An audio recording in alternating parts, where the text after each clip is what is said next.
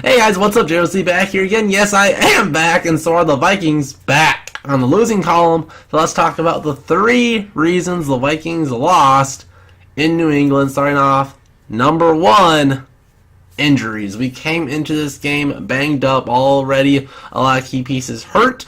And whenever you're going against one of the best premier teams in the NFL, you need as many of your healthy stars as possible, and the Vikings were really banged up, and it showed. Starting off with both 2 best receivers with the best tandem in the NFL, and they were both really hurt. Thielen wasn't talked about as much, but he had his calf injury, and you could tell he definitely wasn't as explosive. I know the Patriots are a good tackling team, but I would assume he would break away from some of those tackles if he was healthy, and he would have got open a lot more, and it would have been very helpful. Stephon Diggs, on the other hand, looked explosive, and he was more of a game time decision. He looked fine right after the catch, but you saw him have to go to the sideline on some key third downs, and that's something you cannot have against the Patriots, especially when the number 3, number 4 receivers don't really get a job done. This was a chance for Treadwell or Robinson to take control and be the guy, but they couldn't really. So that sucked on offense, and on defense, it was almost as bad coming into this game. Rhodes, like Diggs, was another game time decision. He played, but on a snap count, that sucked. You saw when he was out, we had to put Marcus Sherrills in, and he sucks. So having Rhodes out, and then really early on, Trey Waynes, via another Viking, gets a knee in the helmet, concussion, he's gone. So we have our 2 top corners down. Mike Hughes probably would be our number 3 corner, he's out. So when your top 3 corners out of the game against probably the GOAT, bad things will happen. I do think the Vikings played okay given what they had, but I would have liked a little bit more, and if we were healthy, it would have helped a whole lot. And also, Mackenzie Alexander might have got dinged up in this game at all. I know he was out of the game from time to time as well. So that plus some interesting, I think, poor decision making on who will spell those players, because I did not see Jaron Kearse on defense at all. When we're thin at corner, he's been playing that big nickel role, and not only been playing it, but playing it very well. I would have loved more Jaron Kearse, especially over freaking Marcus Sherrills, but we went with Sherrills instead, and I don't even think I saw Kearse on the field on defense, so it was really tough to see.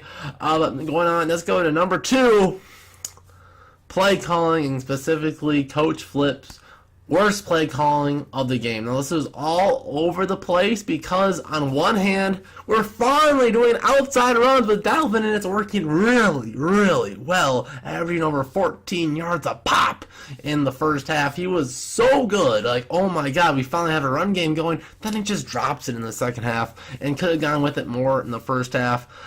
So that's the number 1 thing. Not enough Dalvin. When you have Diggs and Thielen banged up, Dalvin is your best weapon. He's already the more explosive one of the 3.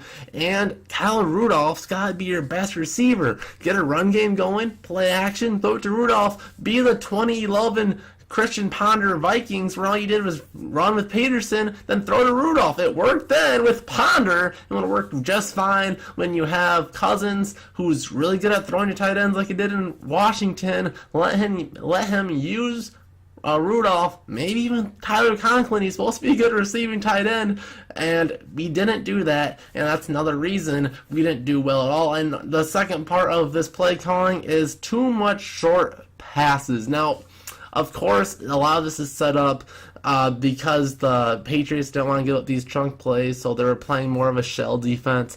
But we were more explosive than what we showed, and when we have to throw it deep, we didn't, or at least to the right people. And it's 4th and 11, throwing a 3-yard slant to Treadwell's unacceptable. He's our slowest receiver. He's not going to break many tackles. That's not what he's there for. Well, whether or not you think he sucks or not, he definitely is not good at run after the catch. That's not what he's here for. He's supposed to be a possession wide receiver, so doing him a 2-yard slant is absolutely ridiculous. If you want to do a little slant because you know they're going to blitz on a 4th and long, give it, line Dalvin out wide, maybe Stephon Diggs. Those are your 2 run after the catch guys, especially when Thielen's hurt. So we need to do it to somebody else, and that was not the play there. So that was very poor on DeFlippo's part. So that plus not giving Dalvin the ball in the second half enough. Big reason. Number 3, you can probably do this in any of these lists ever, and that's turnovers.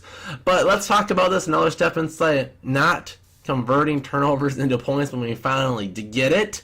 And now I want to talk about the turnover attempts that we couldn't get in this game as well. There were a lot of Patriot fumbles right after the contact. So talk about football as a game of inches. If we just got the ball out just half a second earlier, could have had some turnovers, and those were turnovers that could have happened in the end in the red zone, where it would take points off the board for the Patriots and would give the Vikings a chance to score and at least take control of the ball for at least a little bit.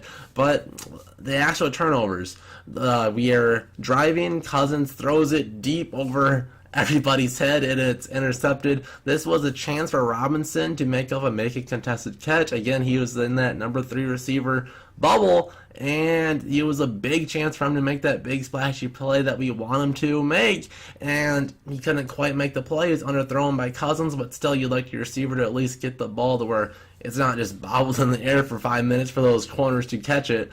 And then we intercept the impossible to intercept passer Tom Brady. Shout out to Eric Kendricks.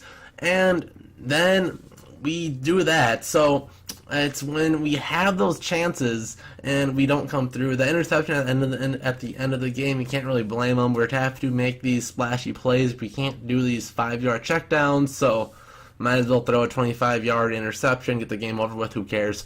So you have to win the turnover battle when you play against these big teams, and when you do it, you have to make them pay for turning the ball over, and the Vikings did not do that. Well, those were my 3 reasons the Vikings didn't win. We came into the game injured with some of our best players. Our play calling, Coach Flip, was horrible, and we turned the ball over too much and couldn't make the Patriots suffer on theirs. So give me your thoughts in the comment section down below, and we'll see you guys in the next Josie Vikings video. And also, I think this might take over my game reviews. It's a little bit quicker, a little bit too to the punch, and I think a little bit more fun. So give me your thoughts on this type of video instead of a game review in the comment section, please, as well. Otherwise, we'll see you guys next time. I'm healthy, I'm back.